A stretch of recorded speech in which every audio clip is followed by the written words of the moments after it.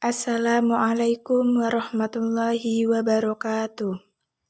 Perkenalkan, nama saya Trisna Wulandari dengan NIM 2121095 akan menjelaskan sedikit materi tentang filsafat umum yang berjudul ontologi.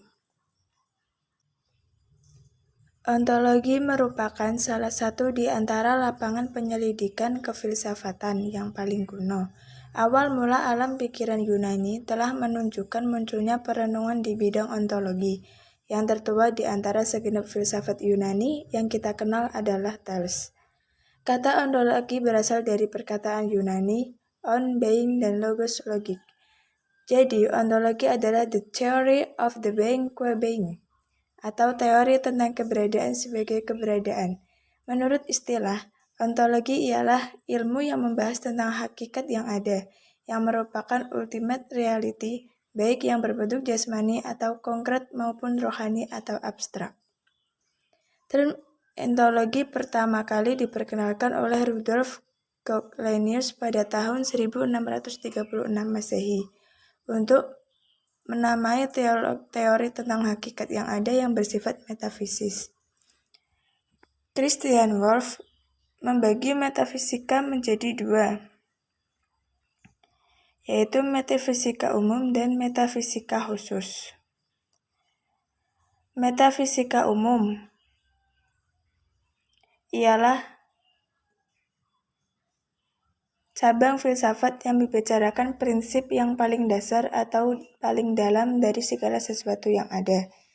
Sedangkan metafisika khusus dibagi menjadi tiga, kosmologi, psikologi, dan teologi.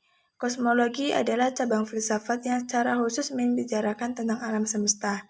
Psikologi adalah cabang filsafat yang secara umum membicarakan tentang jiwa manusia. Teologi adalah cabang filsafat yang secara khusus membicarakan tentang Tuhan. Di dalam pemahaman ontologi, dapat ditemukan pandangan-pandangan pokok pikiran sebagai berikut. Yang pertama yaitu monoisme. Paham ini menganggap bahwa hakikat yang asal dari keseluruh kenyataan itu hanyalah satu saja, tidak mungkin dua. Haruslah satu hakikat saja sebagai sumber yang asal, baik yang asal berupa materi maupun berupa rohani. Yang kedua yaitu dualisme. Setelah memahami bahwa hakikat itu baik materi maupun rohani, ada juga pandangan yang mengatakan bahwa hakikat itu ada. Aliran ini disebut dengan dualisme. Aliran ini berpendapat bahwa benda terdiri dari dua macam hakikat sebagai asal sumbernya, yaitu hakikat materi dan hakikat rohani. Benda dan ruh, jasad dan spirit. Materi bukan muncul dari ruh atau bukan muncul dari benda. Sama-sama hakikat kedua macam hakikat itu masing-masing bebas dan berdiri sendiri. Sama-sama azali dan abadi. Hubungan keduanya menciptakan kehidupan dalam alam ini. Contoh yang paling jelas tentang adanya kerjasama kedua hakikat ini adalah diri manusia. Yang ketiga yaitu pluralisme. Paham ini berpandangan bahwa segenap macam bentuk merupakan kenyataan. Pluralisme bertolak dari keseluruhan dan mengakui bahwa segenap macam bentuk itu semuanya nyata.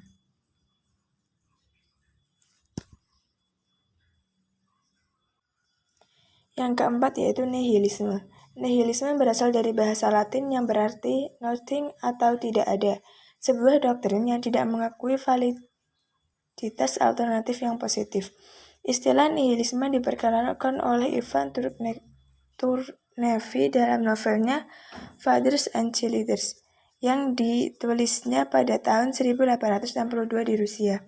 Dalam novel itu, Basarov sebagai tokoh sentral mengatakan lemahnya kutukan ketika ia menerima ide nihilisme. Doktrin tentang nihilisme sebenarnya sudah ada semenjak zaman Yunani kuno, yaitu pada pandangan Gorgias tahun 483 sampai 360 Masehi. Yang kelima ada agnostisisme. Paham ini mengingkari kesanggupan manusia untuk mengetahui hakikat benda, baik hakikat materi maupun hakikat rohani. Kata agnostiatisme berasal dari bahasa Greek agnotos yang berarti unknown. A artinya not, gnou artinya know. Timbulnya aliran ini dikarenakan belum dapatnya orang mengenal dan mampu menerangkan secara konkret atau adanya kenyataan yang berdiri sendiri. Dan dapat kita kenal, aliran ini dengan tegas selalu menyangkal adanya suatu kenyataan mutlak yang bersifat transcendent. Aliran ini kita dapat temui di filsafat eksistensi sebagai tokoh-tokohnya sebagai berikut, yaitu ada Søren Kierkegaard, Heidegger, Sartre, dan Jaspers Søren Kierkegaard, yang terkenal dengan julukan sebagai bapak filsafat eksistensialisme menyatidakan. Jadi, agnostisisme adalah paham pengingkaran atau penyangkalan terhadap kemampuan manusia mengetahui hakikat benda, baik materi maupun rohani. Aliran ini mirip dengan skeptisisme yang berpendapat bahwa manusia diragukan kemampuannya mengetahui hakikat. Namun tampaknya agnostisisme lebih dari itu karena menyerah sama sekali. Hakikat dari ontologi ilmu pengetahuan. Yang pertama ada ilmu berasal dari riset. Yang kedua tidak ada konsep wahyu. Yang ketiga adanya konsep pengetahuan empiris. Yang keempat adanya pengetahuan rasional bukan keyakinan. Yang kelima pengetahuan metodologis. Yang keenam pengetahuan observatif. Yang ketujuh menghargai atau verifikasi. Yang kedelapan menghargai atau skeptisisme yang radikal. Jadi kesimpulan dari semuanya di atas yaitu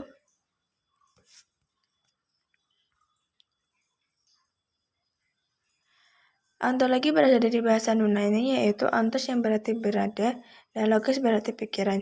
Jadi ontologi berarti ilmu yang membahas tentang hakikat sesuatu yang ada atau berada, atau dengan kata lain artinya itu ilmu mempelajari tentang yang ada atau dapat dikatakan berwujud dan berdasarkan pada logika. Objek kajian ontologi disebut ada, maksudnya berupa benda yang terdiri dari alam, manusia individu, umum, terbatas dan tidak terbatas atau jiwa. Dalam aspek ontologi diberlakukan landasan-landasan sebagai sebuah pertanyaan-pertanyaan dalam ilmu.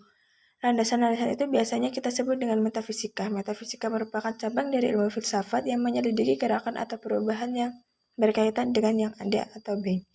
Terima kasih, hanya segitu yang bisa saya sampaikan. Wassalamualaikum warahmatullahi wabarakatuh.